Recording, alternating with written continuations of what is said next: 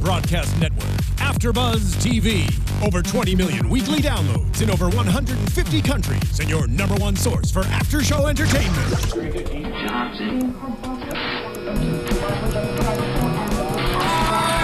AfterBuzz TV, the destination for TV superfans. Producing aftershows for over 300 of your favorite TV shows. Interviewing celebrities and showrunners. And bringing you behind-the-scenes exclusives. All thanks to E! Entertainment's Maria Menounos, producer Kevin Undergaro, and internet leader Akamai. Now, let the buzz begin! I just love this song. I know. I know. Perfect vibe. It's great. It's taking us back a few episodes. It's so wonderful. Yeah. Hey guys, welcome to AfterBuzz TV's after show for the family. And we are discussing tonight episode 4 titled Feathers or Steel. I am your host, Nadine, Della, Pelle, and you can find me all over social media, Nadine, DP and the number 3. And remember to like us here at AfterBuzz TV, subscribe to us on YouTube, give us a great rating on iTunes, and stick with us all week. And to my left... Hey guys, I'm Abby Vega, and you can find me on Twitter and Instagram at _Abby Vega. There we are. There we go. All right, so let's started. just initial thoughts. What did you think about this episode in comparison to, the previous 3? There was definitely a couple moments where I jumped. It was a little there was scarier moments. It focused on different people, I thought, than they have in Hank got a lot of time, and we find out Creepy Man has a name. I thought it was a really good episode. A lot was going on though, but I thought it was just as good as all the other episodes of the show. I'm just loving it so much. I agree with you, and I feel like that this episode, too, we see all the characters interacting with each other more, and you're seeing them become more of just, individual characters to, working in teams or just seeing the type of angst that has developed over the years between them. So 100%. All right, let's dive into it. Let's first talk about the 2 characters that obviously butt heads all the time, Claire and Hank. Yes. So we start off this episode with this crazy, creepy scene and have Claire kind of narrating us through it. And it's a house that was broken into, and you can clearly see that it's the Warrens' house. And they end with a shot of blood. And I don't know, for me, I was like, maybe someone just cut their hand. I didn't think that something crazy was going to happen with it. But, obviously, we see at the end. Yeah. But a great thing that Claire said as that scene was progressing, she said, if they cut you open, what would they find, feathers or steel? Yes, I wrote that down too, because I'm like, that's where obviously the title of the episode came from, and I thought that was just a really kind of cool quote, because it's interesting. Yeah, it's very quote. interesting. And they dove that right into a scene from years in the past of her and Hank at the jail. And she's visiting Hank there, and she basically is kind of telling him that, hey, I'm mayor now. You have to see me. You can't put me on your not see list anymore. And that whole scene, it just shows what a devastated mother would feel. She's just like, where's his body? Give me his body. Where's his body? I want a burial. And I just thought it was interesting the way that Hank was responding back to her. Oh, yeah. He just kept saying, can't help you with that. Can't help you with that. And I thought it was really good that they showed this, too, because they hadn't really touched on that fact, because I think we mentioned one of the first episodes where, did they have a, funeral and stuff, without a body, because they said that he killed him, but no body was ever found. And so it makes sense that Claire wanted some closure, She's like, I want a body. I'm not going to just bury an empty casket. Exactly. So I thought that was good that they showed that. Yeah, but it angers me with Hank, the fact that he's still playing this card sort of, you guys all assumed that I killed him, and I admitted that I killed him, but I'm still not going to even tell you where the body is, when he knows in reality he never killed anyone or didn't do anything. It's interesting, because to me, it's like he's almost taunting her. He knows he didn't. But in my head, too, he maybe is like, they put me here, and so now I'm going to, get a little revenge of my own. I'm not going to tell them anything they want to hear. Yeah. And he kind of just taunts her with it. Yeah, I know, which I just think is crazy, because you see that he has some type of, love for Adam in a sense, or care for Adam. So why would you do, you know what I mean? If you really cared about the kid, or maybe it's just, his whatever. Yeah. Anyway, so we see a lot of these flashbacks that go back to the jail. And I think one of the craziest that we see is how Claire basically kind of put a hit on Hank at the prison and basically told her security guard, in minimal words and just, eye contact, go do something about him, this guy that killed my son. It was crazy because, well, I noticed too, these flashbacks before it had usually just been 10 years back, and now they're progressing to only 8 years back, so it's like 2 years down. And they show Claire hiring the guy on her campaign, or like hiring her now because she's mayor. And it's weird because I was still surprised. I shouldn't be surprised by anything that Claire does anymore. No. And sneaky woman. When, it's kind of implied that this guy, because she's like, besides hurting inmates, what else do you do? So at that point, I'm like, he did something to Hank. Of course. And this was right after, too, I don't know if you remember, Hank was hanging something, and you see a cut on his back, and I thought that, and I was like, what is that going to be about? And then it flashes to the scene of him in prison. What happened where he got his knife stabbed? Yeah, and what was in his sandwich? I don't know. I was going to ask you that. Was it because he bled? Yeah. I didn't know if it was a razor or something. It must have been something that cut him, because when I first saw it, I thought maybe he had swallowed something that was starting to make him throw up blood. I thought maybe it was a throw up blood type thing, but then once, he was just kind of backing up, he was still conscious. Yeah, and then you see the guy coming up with the knife. And the security guards are looking away. Everyone's like, nothing's happened. So I didn't think that she would go that low. Nothing surprises me with her. But it was funny because then obviously because they subtly showed that scar when he was hanging. I barely noticed it because it was kind of dark, but I'm like, that's gonna come into play. Came into play, I think the next scene is when they showed that she kind of put a target on him. Exactly. And now that he's out of jail, she's still putting a target on him. So at the press conference, she looks at the camera and calls him a monster to everybody. And so what happens is now when he's sleeping. By the way, let's talk about this scene really quickly. When he's sleeping, he hears this loud noise, and he wakes up and he goes downstairs. If I knew that people already in town were very not fond of me, would you go downstairs, or would you sit upstairs and call the cops? I think I'd call the cops, but that's not Hank. Yeah, Hank's kind of got that mysterious, weird thing where he's kind of creepy and scary himself. So I don't think he has that reserve in doing that, but I was like, they started that off with a bang. I was like, obviously they show someone threw something at his window. I don't know, because the window was open, so I was thinking someone was going to be in the house. No one was in the house, and all we saw was writing outside. So maybe they just did that to get his attention, just to scare him. I don't know what it was, but so big letters, monster. Written on the garage wall. Poor Hank. You're still poor Hank? Yes, I'm still poor Hank. Yeah. It's just definitely after you see more that this family put him through. Claire, I felt back then, and I feel like still now, is going to stop at nothing to make sure that he has no normal life whatsoever. And even though he's done bad things, like we said, it's just, at some point, leave the guy alone. Let him at least try to live his life, maybe. I don't know. Maybe something like that. Yeah. But and then the scene with Hank when he's cleaning off the monster on the garage, the words that are written there, and then all of a sudden Adam comes up. And that entire scene, Hank doesn't even make eye contact with Adam, doesn't even look at him. It's just please get away, please get away. And Adam is still just what you doing, bud? How are you not, this is the man that was in jail for, I understand you're captured for 10 years and stuff, and you're a little, not with it right now, but you should know not to go over there and chat with him. And then, like I said, the parents, I knew the parents, obviously, someone was going to catch Adam over there, and it just, you feel for Hank, because he's sitting there the whole time. Well, I feel for Hank. He's sitting there the whole time knowing, this, no good's going to come from you being here. And he tries to tell Adam that. Adam's just not getting it. The parents see it, which results in the restraining order.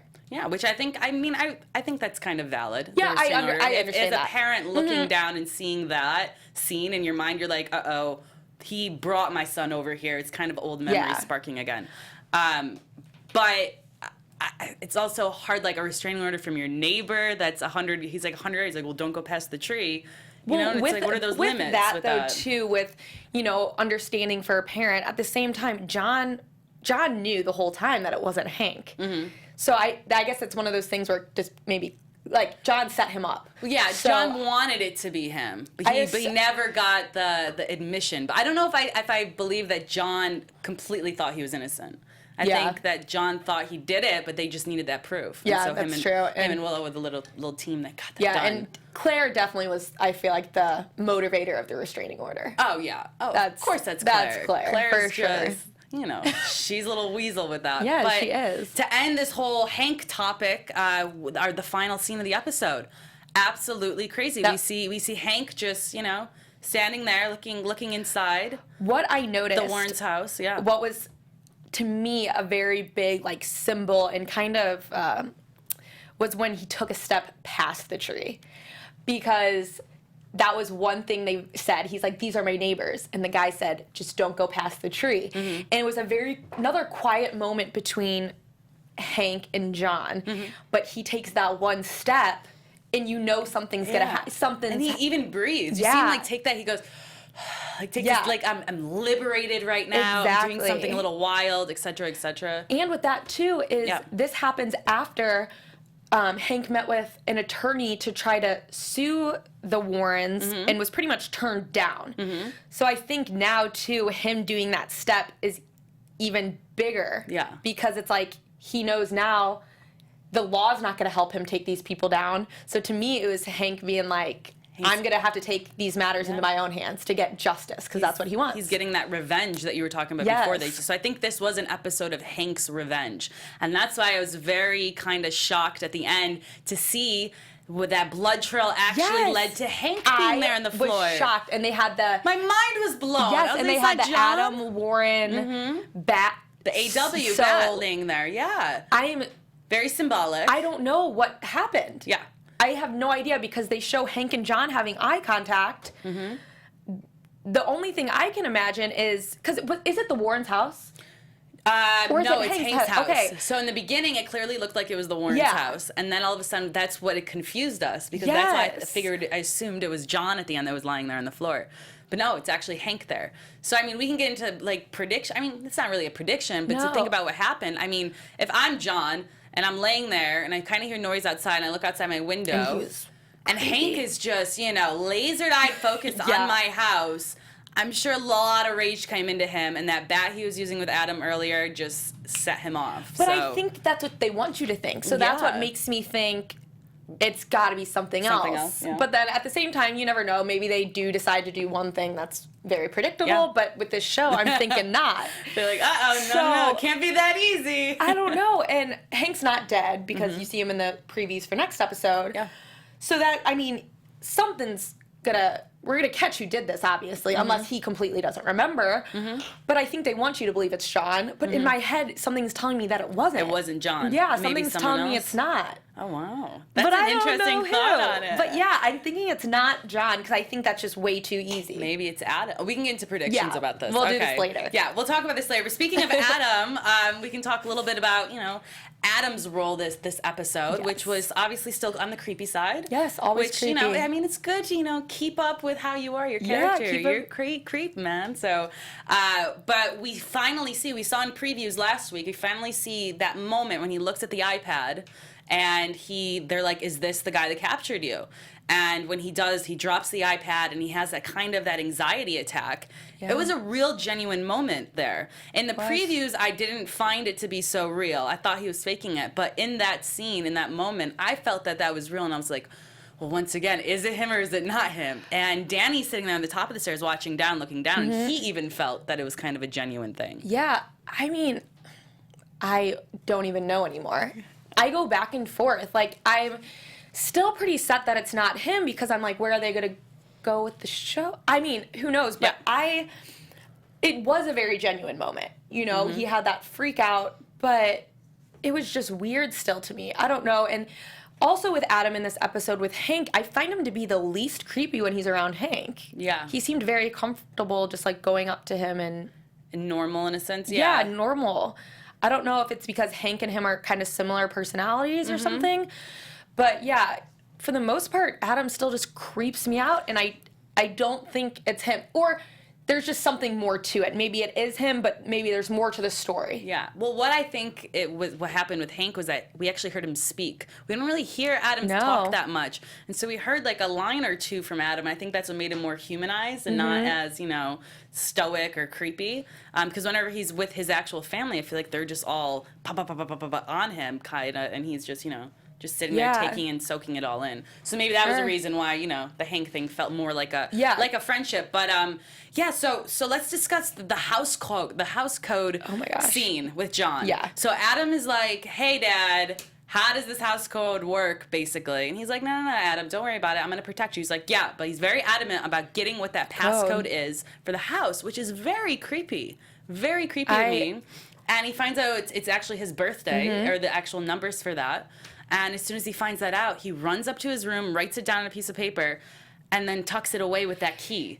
So what is going on, bud? I have a far-fetched theory. Okay. Well, actually, maybe it's not that far-fetched. So to me, with him writing it down, was kind of weird, because to me he was rushing to write it down, and it's like, it's your birthday. Why are you writing it down? So that was another thing. Like, maybe it's not Adam. It's not his birthday because you know, because that's something. Because obviously, if someone tells you a code to your birthday, you're gonna easily remember that. You don't need to rush and write it down. Of course. And then the way he tucked it away with the key made me think that maybe this key, like I said, this is very far-fetched. Yeah. But maybe this key gets into the Warren house, and the reason he put the code with it is because he's going to give it to someone, allowing them to get in and not have the alarm go off. But why would that key? That's a great theory. That's kind of brilliant. That's all I could really think. Kind of brilliant. But my kind of question back to you is, why was his house key to his home in the brick in the bunker? See, that's what I'm saying. You know, it's like I mean, no, that's a valid reasoning and a good track to go down. But yeah, and then, because when I first saw that he was writing down the birthday, and I was like, okay, well, maybe he just needed to know what his birthday was. I was like, but no, but if you're going in to pretend to be someone, the first two things you know are your name and your birthday. And then maybe your social security number if you're, like, pretty smart, you know? Three main things in life that'll keep you good.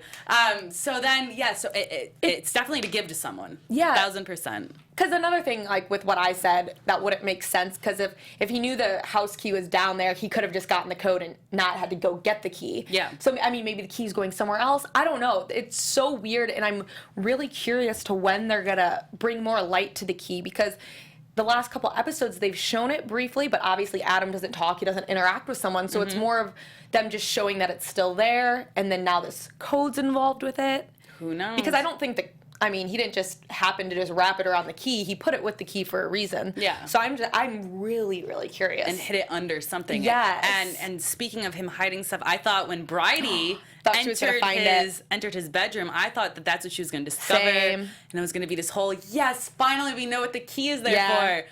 But she just took a dirty old Q-tip instead. That girl. I actually thought that too. I was like, that's what she's gonna find. But. Yeah. So how shocked were you in the scene when Bridie and Danny come down after a night of fun? It looks like and comes to the families to the kitchen. I was dying at the line, because they're all like silent. Like, who is this girl? And then right when he said, "What's the line?" It's okay, she's not a hooker. She's not a hooker. And then they're like, okay, like, you want some coffee? Like, we remember. Obviously, Willow was kind of like, are you guys kidding? Or she's made some comment, but it was funny. It's like, oh, she's not a hooker. And they're like, oh, thank God. Thank God she's not a hooker. But why wouldn't they remember who Bridie is? If that was the girl that Danny was with the day that Adam got kidnapped, I'm sure she was questioned a lot, too, about what they saw, who was together. So you're not going to remember who Bridie is? Yeah. I mean, I get it, 10 years later. People change but a lot. You hear that name, because they first said Bridie, and it's a very distinct name. So that... Yeah. I don't know. Come on. She's very memorable. Yeah, Come on. She's great. I thought it was just kind of ballsy, too, that he's just, like, bringing girls back to Shaq. Oh, yeah. But, I mean, he's already, like, an alcoholic. And wasn't she, like, wearing his sweatshirt? That was, like, just, or, like, she seemed to be wearing, like, his clothes. I'm like, that's kind of ballsy of her, too, to just, like, waltz into the kitchen. And just to do that. I mean, they're playing that up a lot, but I think that's the smartest thing to do, though, is to start getting her acclimated to the house if they're both trying to work together as a team to figure out whether or not Adam is is who he is. And that's why I was kind of confused when Danny and Bridie got into kind of a little fight, that she like went back and like got the DNA and all that stuff, because I thought the plan was for like her to basically have more eyes on the house and have a fresh perspective of what's going on. So if you're gonna let her in to kind of do what you guys have set out to do. I think it was more because after that scene where Danny saw Adam react to that man, you know, he kind of started questioning and feeling almost maybe a little guilty that he's not believing this is Adam. And he expressed those thoughts to her, and she kind of ignored it and went behind his back, you know, because I think in his head it's like they're in it together, and if he says drop it, it's dropped because it's his family, and she didn't. She's like, I'm doing this for my job. Yeah. And I think he kind of took that the wrong way, and he's like, I told you to drop this, and she didn't, and snuck around. Yeah, but I mean, it's like, if you're going to make a pact, you make a pact, Danny. Yeah. You know, like, kind of, and that's what they did at the end of last episode, when they kind of, you know, decided they were going to work together, so it's just it's shame gotta on be you, hard, Danny. though, because it's a sticky it's his situation. family, you know? Yeah. And so he doesn't want to cross them in any way. He thought it was a good idea when he thought he was doing the right thing, but now that he's kind of thinking he could be wrong, iffy about it. you know, he doesn't want his family to find out he's digging into all this if he's thinking something else now. Yeah. I don't know. Well, I get it. I'm excited to see what the DNA test has to come back as, because we see in the previews that Bridie says she has the results. Yeah. And I was like, am I not going to know the results for another 2 episodes now? Because you guys are teasing, we're going to know it. I know. But, like, do you think they're going to surprise us that much, like, so soon on in the season? They might. I mean, it's episode 5. It's about, I don't know. I think they could. And Yeah. I think that could maybe just change the whole plot, you know, for the rest of the season. Yeah. You never know. It Another could go- twister. Yeah, it could. Another shake. And then the interaction, though, when Bridie actually does come to the With house Willa. with Willa. Yeah. And Willa is being like, honey, like, I can see right through you. I know what's happening with you, asking her 1,000 questions. And Bridie kind of sneakily gets away with, you know, doing what she's doing there. Yeah, I thought that was a little too easy, the way that played out. The way that she was able to get in and out. Yeah. I mean, Willa knew it was up, but it's also like, how do you... Because, you know, obviously they needed a way for Bridie to get something to test the DNA, so they had to, like, make it so she could get in there. And obviously Willa was right outside the room, so she knew. But to me, it was almost... I think Willa's character wouldn't have let her go in any room by herself. I think Willa would have been right next to her, like, all right, get your phone. Here's his but phone. obviously she needed to get something. She needed to, but then it's just a twist at the end that we see that Willa's kind of having this fantasy about Bridie. Yes. And oh my gosh, that maybe Willa is only being like a little standoffish to Bridie because in the morning she woke up and saw her brother had spent the night with her, and maybe she was a little jealous, and that's why the anger came out. That literally slipped my mind. Yeah, so it was a very weird twist in that relationship of what's happening Yeah, there. because obviously Willa too is very religious, and it's while she's praying that they show this fantasy of her and Bridie. Yeah, of her and Bridie together. And so that just makes me think, okay, well, maybe she's just a little jealous. Jealous more than actually trying to be too protective. I don't know. That's going to be a very interesting Yeah, because they show her, kind of Willa confronting Danny, being like, you know, she's a reporter, like, watch out for her. Yeah. So that could be 2 different things now. Yeah. I didn't even think about that. Right? It's That's like, it could be her being protective, like, this girl's just trying to get in, you know, get more information. But now, it could be she's like, I don't want to see my brother with him. Yeah, because they wouldn't show that scene if it, you know, didn't mean something. It definitely means something. And I think it always also just shows that little more about Willa that we don't know. You know, that maybe she has like a confused sexuality, or maybe she just, you know, maybe she is lesbian. Yeah. And it just hasn't been touched on yet. So it's kind of an interesting side of her that we haven't seen. But it's the fact that it's with Bridie. Yeah. What is that connection there? I don't know. It's talking Maybe about something happened back. Maybe. But I mean, back in the day, they were like 13, like 15. But maybe it's too young. in the flashbacks, they're progressively getting 8 years back. Oh, years so maybe back. something more recent. So maybe something more recent happened that we just don't know about yet. Possibly. That's a very, I mean, I'm sure that could have happened. We're going to figure it out, though. Promise you. Yeah, it'll definitely come back, for sure. So speaking of other, you know, crazy love triangles, I guess, we can talk about the love triangle of Nina and John and Claire. Yes. And we really dive into a lot of, you know, the past history of the affair, etc. I'm not too much of a fan of knowing any more about how their marriage was broken after Adam, you know, kind of left. And I don't know, for me, I'm bored of all of it. Like, we already knew that Claire knew that Nina and John were together. So that scene of them kissing by the tree and Claire's in the car crying, it's like, yeah, well, we already knew that you had found out and you still stayed with him. I don't know. I didn't need to see any more of all that. Yeah. I'm getting a little over that kind of triangle there. For that, to me, I think, because I feel like, what was the episode when they sat on the bench or whatever, and that's like where it began. I think this was last just episode, I think this was just important because it showed Claire finding out that this is more than just like a mess around because we're going through this hard time. Like, they were having Christmas together, and she had found that gift that he didn't give her, so it made you believe that he gave it to Nina, but he didn't, whatever.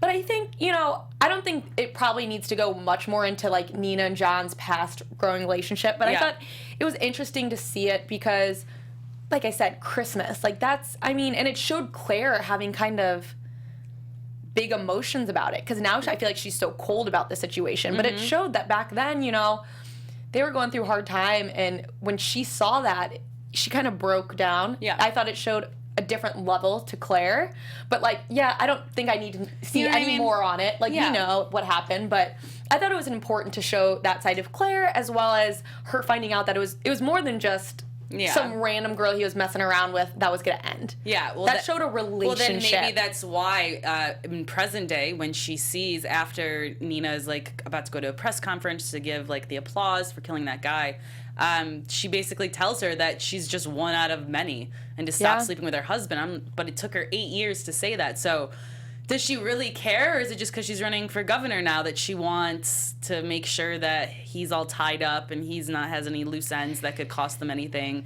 And she specifically says that you're just one of many, that want to get in his pants because he lost a kid type deal.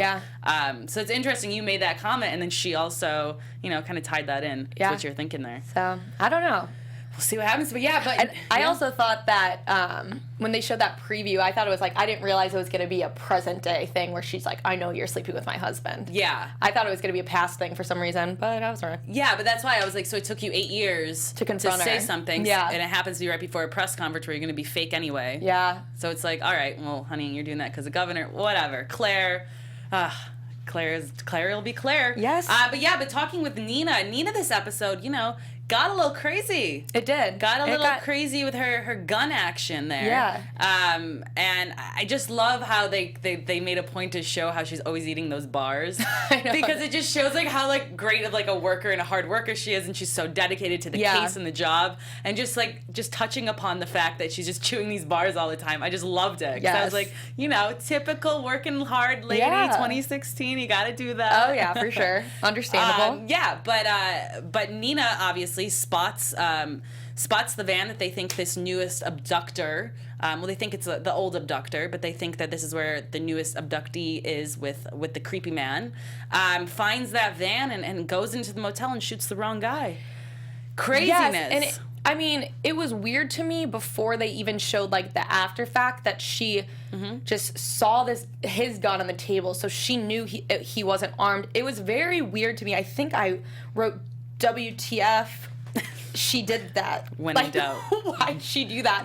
I was like, why would you just shoot this guy? Because first of all, now you can't question him about it was just weird to me how she went about that, and they obviously touch on that, how that was not the right thing to do. But it wasn't the right thing to do, but I understand it though. Like, you finally, after all these years, are in the room, you find the boy that's been abducted at the park, and you find him tied against the bed. You know that that's the van outside, or it's supposed to be the van outside of Creepy Man.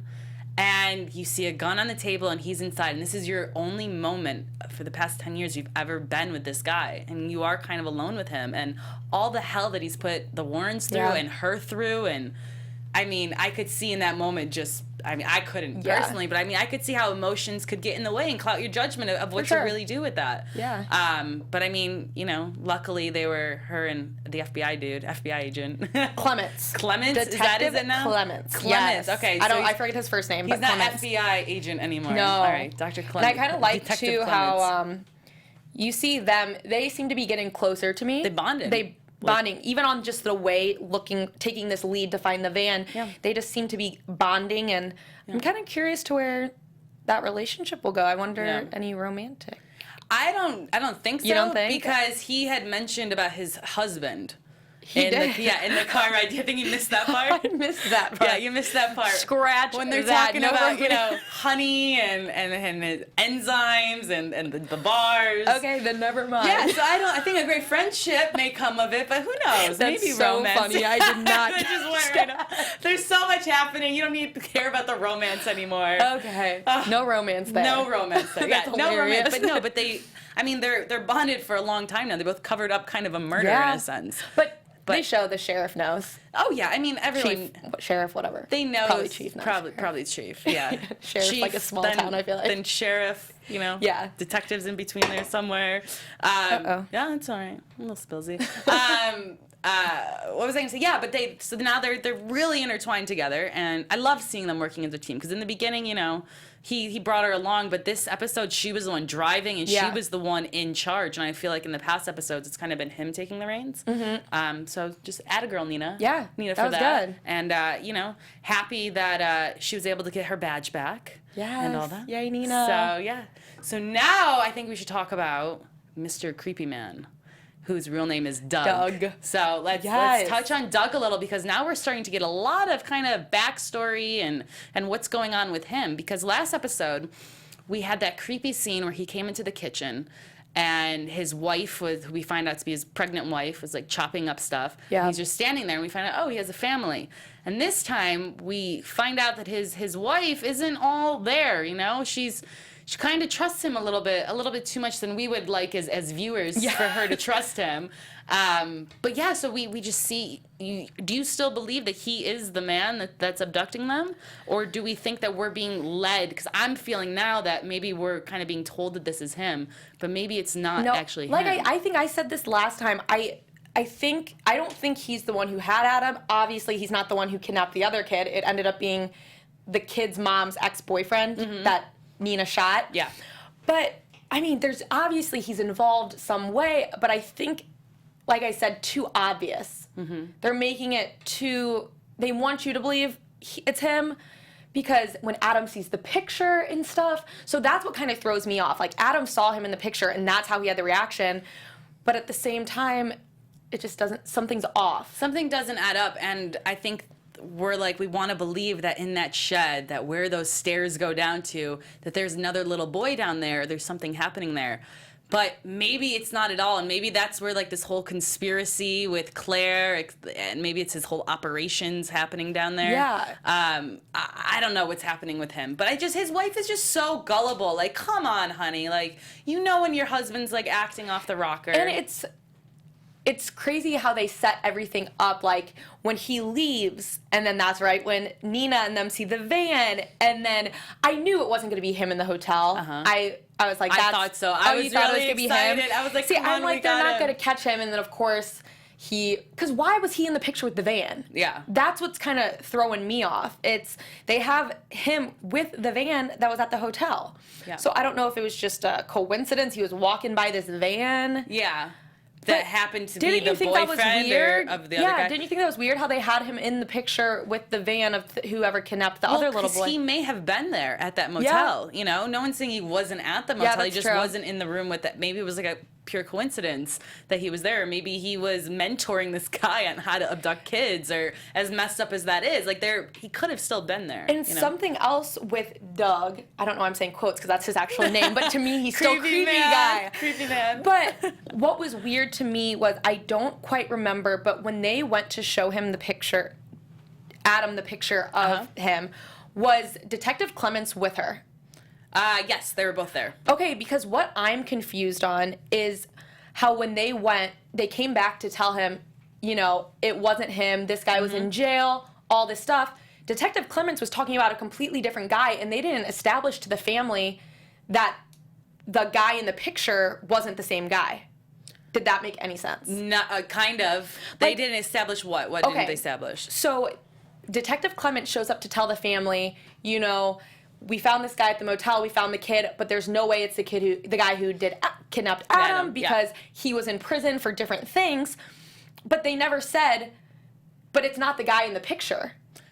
True. You know what I mean? They never touched on that. So that's what made me think it was kind of weird that they didn't say wasn't that. correlated Because together, wouldn't they still maybe go look for the guy in the picture since Adam had that reaction? Well, yeah, I mean, I think they're still, they're finding out that that's the guy who did it because of Adam's reaction. But they're basically just telling them, hey, like, we got close, we found the van, but the guy that she killed is a completely separate thing. Okay. Had nothing to do with it. Yeah, he looks kind of similar to the guy in the picture, but we realize it's not him because he's been in jail. Okay. So I think that's kind of what they were trying. It was a little confusing. Yeah, I got a little because confused they're on talking that.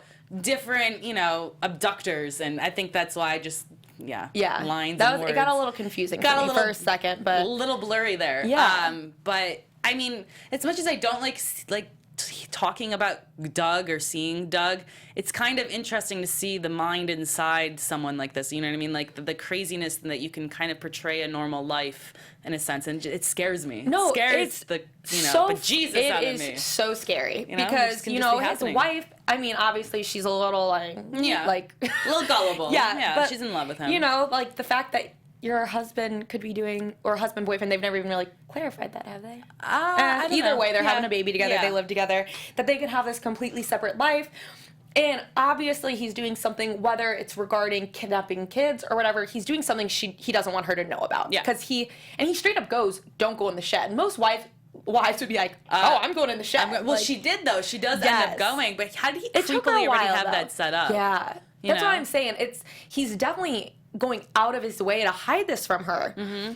But I don't know what it is that he's hiding. Yeah. I can't. Well, why don't we make some predictions right now Okay. while we're trying to figure it out? And now, your AfterBuzz TV. So, what are we predicting is in that shed? Start off with that, and then we can go to our normal Oh my gosh, stuff. I haven't even I Thought can't about what's in even the shed? process what could be in the shed because like we've said, I think they want you to think that there's a boy or something going on. But to me, you know what I think? What? Tell me, What girl. if maybe, this is kind of dumb, I don't know why he would be doing this, but maybe he on his own is trying to, this is so probably not it. What is he doing? Maybe he down there has Yeah. this whole kind of thing. Maybe he's looking into it and trying to figure out what's going on. And maybe he has like all I picture like all the newspaper clippings of like Adam and everything that's been covering the case. And, you know, maybe he's trying to figure out He's trying to what's solve the going murder on. Maybe or the abduction? Yeah, I mean, probably so not. creepy guy's a good guy?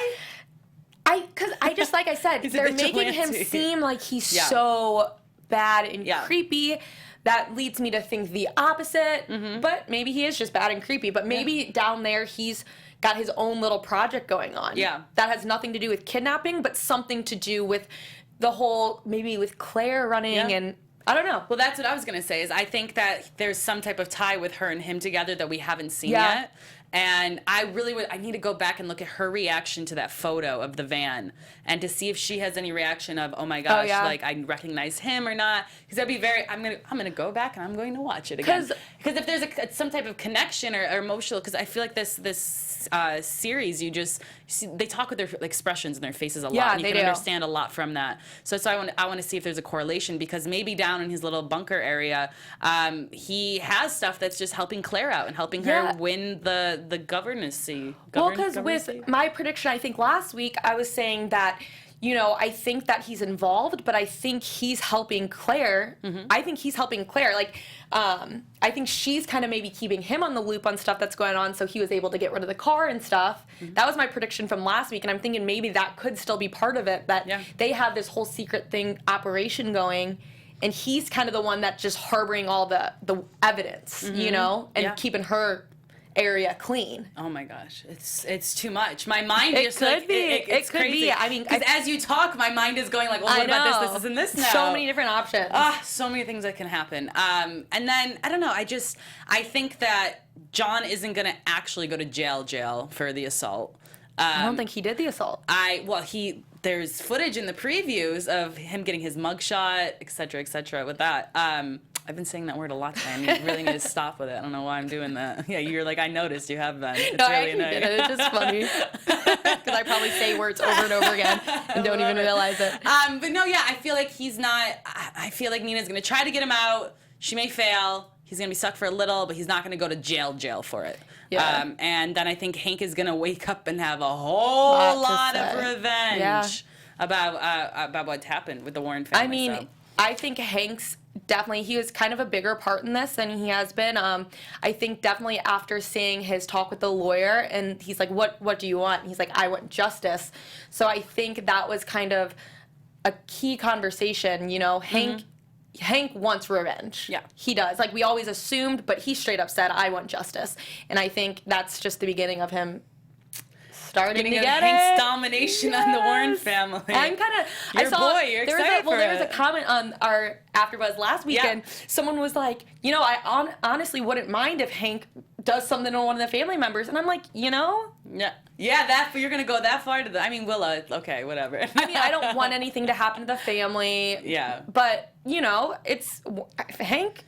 Go for it. I mean, if he needs his revenge. Yeah. At this point, I feel like he thinks he has nothing to lose. Yeah. He's like, my life's already ruined. Yeah. He's like, I'm gonna. Things are going to start coming out. Yeah. We're going to start And seeing I'm the so truth excited. of what happened with the framing of him and, you know, his revenge. Maybe that's going to be a plot. Hank's revenge. Hank's you know, revenge. title The of show one of is the just, episodes. I'm obsessed with this show. So I until love it next so- week, thank you guys so much for tuning in with us. And, you know, we love when you chat with us and leave us comments. Yes, and I love reading and them. we respond Love reading back them. and, you know, love to hear your ideas and your thoughts too as well because, you know, this show, it's only so much for us to wrap our brains I love around. hearing other theories that I would have never thought of. Yeah. So Make sure to subscribe to us on YouTube, AfterBuzz TV, to give us a 5-star rating on iTunes. We would love that. And, you know, follow us on Twitter, Instagram, Facebook.